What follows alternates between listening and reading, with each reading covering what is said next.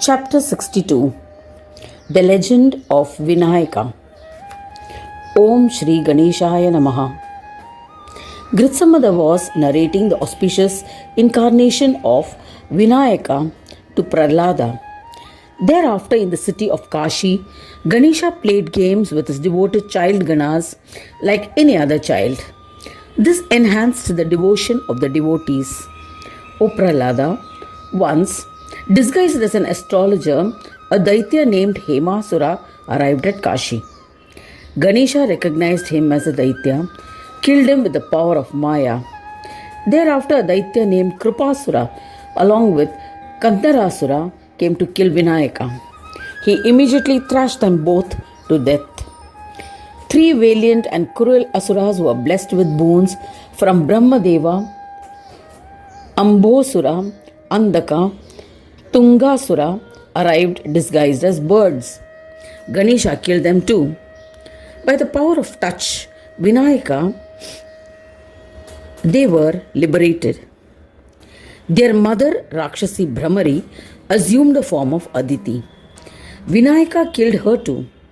The king of Kashi was astonished by the feats of Vinayaka. He and his subjects would invite him to their house for meals. On one occasion, they all invited him for lunch at the same time. There were festivities in every house. Every household started preparing different delicacies for him. There was an ardent devotee named Shukla in the town of Kashi. He would live on alms and with pious conduct. He had heard of the events that had transpired. Shukla lived in poverty, yet was content. He would be immersed in the bhajans of Ganesha. Vidruma, his wife, was loyal and devoted to her husband. They decided to donate all the possessions on that festive occasion. They swept and prepared the courtyard for Ganesha's visit, smearing the ground with a mixture of cow dung and water. The Mahamuni Shukla tied darba grass and erected a pennant of darba grass. His wife prepared an Indian bread, bhakri, using all grains they had received as alms. They cooked the rice and water, preparing a thin porridge-like meal. Shukla managed to get some oil, but it was inadequate for the breads. She had cooked for Ganesha with great devotion. They arranged for a piece of dry avla, the Indian gooseberry, to be used as a mouth freshener. They performed the ritual Vaishwadeva and waited for Vinayaka. As the royal house, Rishi Shanaka and Sanandana arrived, eager to meet Ganesha. The king welcomed them appropriately. However, Vinayaka was playing with the other children. As he did not notice them, they were dejected and went to the banks of river Ganga. Vinayaka first went to the Brahmin Shukla's house with his friends. He ate the coarse food offered and Gajanana was satiated. He granted abundant wealth to Shukla. Thereafter he assumed innumerable forms and went to every household in Kashi and ate what was offered. At that time, Sanaka and Sanandana saw Vinayaka in every household, wherever they visited for alms. They considered this behavior as disrespectful, and the Munis left Kashi hungry. Vinayaka exhibited his true form. Both of them, Sanaka and Sanandana Munis, were bewildered and wholeheartedly surrendered to him. Vinayaka imparted the knowledge of Ganesha. They left and wandered as Ganapatayas. The king of Kashi was not aware of this incredible feat of Vinayaka. A perplexed king went to Shukla's house to bring back Vinayaka. He made Ganesha sit in a palanquin and set off for the palace. When they were returning, they were confronted by two Daityas in the form of lightning. Vinayaka caught hold of the tuft of their hair and threw them out. The injured Daityas narrated this incident to Narantaka. The king of Kashi arrived in the palace courtyard. Narantaka, who was furious on hearing about the events, advanced to attack Kashi. The soldiers guarding the door of the town of Kashi informed the subjects about the arrival of Narantaka. The king immediately alerted his army into readiness. The king went to the battlefield with his army. Unable to match the Daityas, he was captured and taken prisoner. Vinayaka was furious. He commanded Siddhi to tackle him. She created a destructive and immense army that appeared like death. The valiant army chief, after paying his respects to Ganapataye, left zealously to attack the army of Daityas. He defeated the army in an instant. He captured Narantaka and presented him to Vinayaka.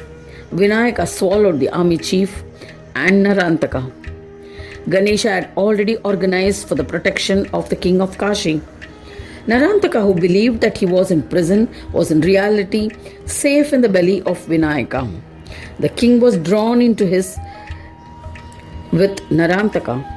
The king and the army chief wandered in his stomach. He showed the king the entire universe in his belly.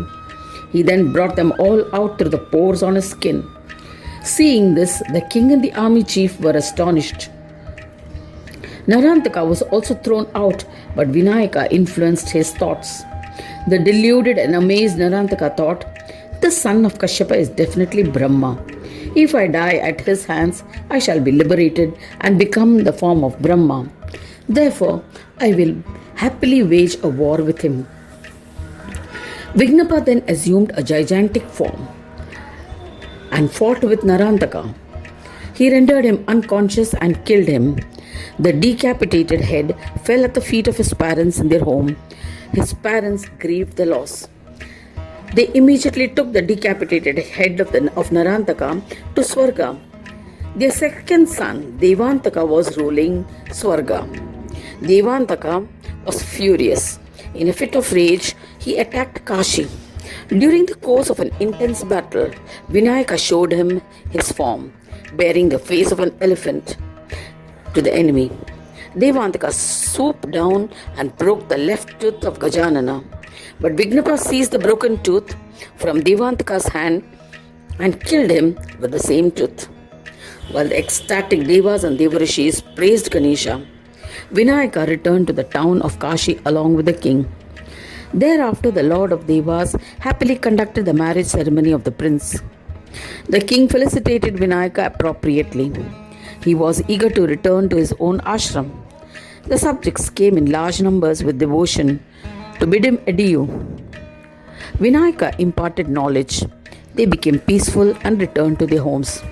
The king of Kashi accompanied Vinayaka Dundi in his chariot to his ashram. Gananayaka asked the king to return to Kashi. The king installed an idol of Dundi Vinayaka at Kashi. He and the subjects of Kashi worshipped him regularly with faith and devotion. In the ashram, Vinayaka told his parents, Aditi and Kashyapa, "I had incarnated to relieve the burden of Mother Earth.